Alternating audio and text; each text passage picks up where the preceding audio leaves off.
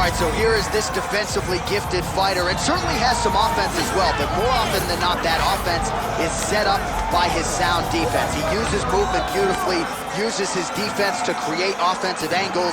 This guy can stick and move with the best of the man, and even when you think you have him in a bad position, more often than not, swivels that head off of the center line and counters you right in the jaw. So an outstanding defensive striker, very good counterattacks, and a very interesting matchup in front of him tonight.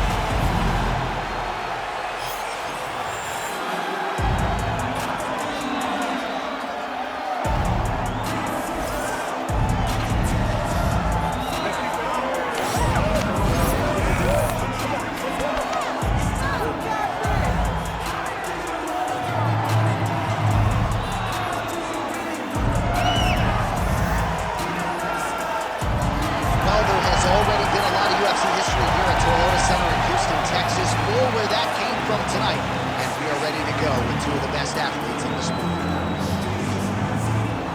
And now our tail of the tape for this bantamweight fight. All right, to get us started with the official introductions, here is Bruce Buffer. Ladies and gentlemen, this is the main event of the evening.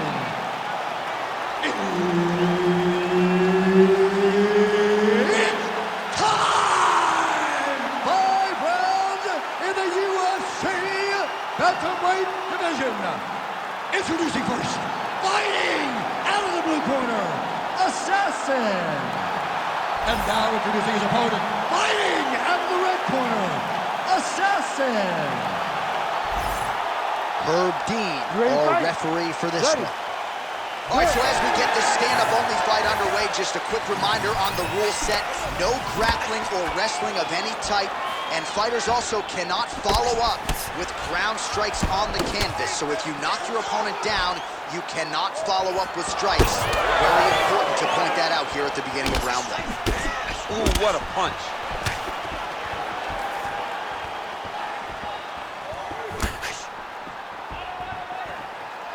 He loaded up there on that high kick.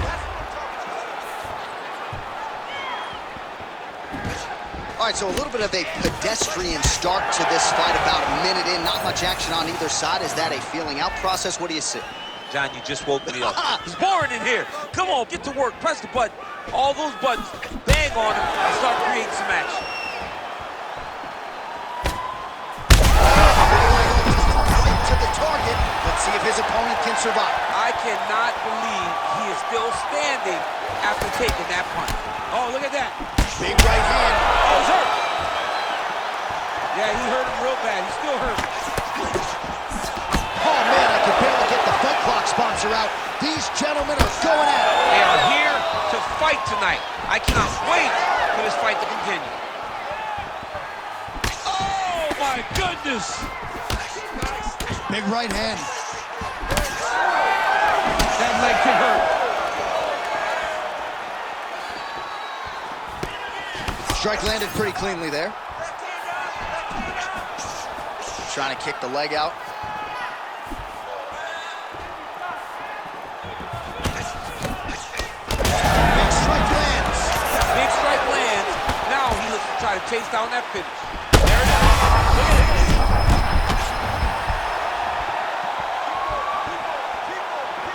And a miss with the right hook.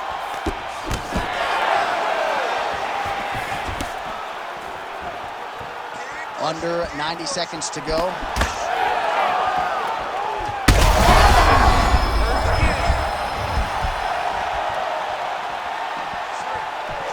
The next one is beautiful, Jim. All right, well, he rocked him pretty good, but didn't sort of... He's hurt. He's wobbling.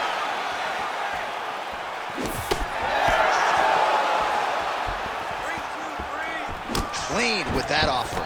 The crowd continues to sway with every huge shot being landed. Back and forth we go.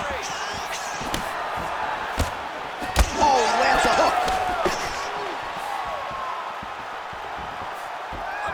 Trading huge shots. Let's see who's going to be the last man standing.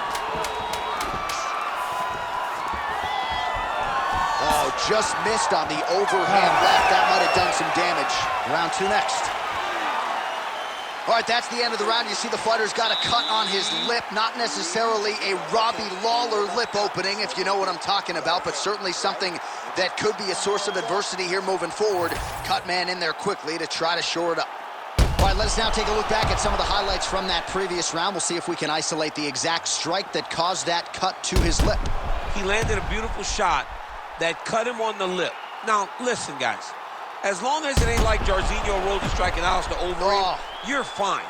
Cuts on the lip are okay unless your lip is hanging off, like we have seen sometimes. That is not that, but he's got to protect it. I got Robbie Lawler on line 1, buddy. His opponent in a lot of trouble now. That was Cain Velasquez's punch of choice. Every time he landed that overhand right, he hurt people bad. And this guy has his opponent hurt very badly.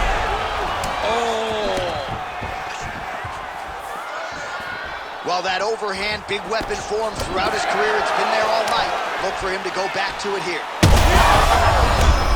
Who's hurt? Serve him up. Go get him.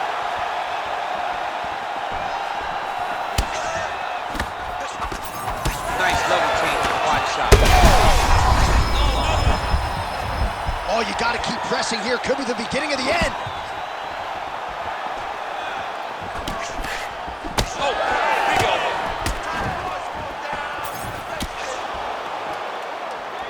Fighter blocks the punch. Such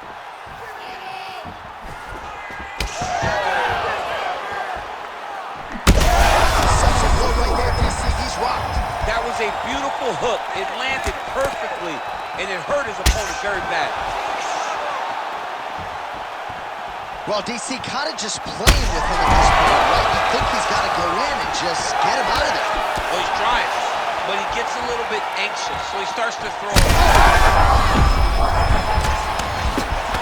Oh, he's wobbling now. This is a crazy high pace. He's hurt again.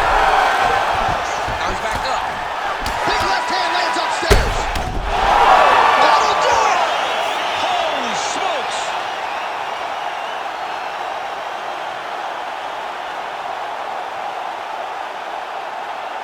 All right, DC, no telestrator tonight, but we're going to get you some highlights from this one. This was a fight that had it all, and for my money, his best performance to date. His best performance to date in the biggest moment. In the biggest moments, you got to show up. And that's exactly what he did tonight. He used every bit of his skill to get the job done.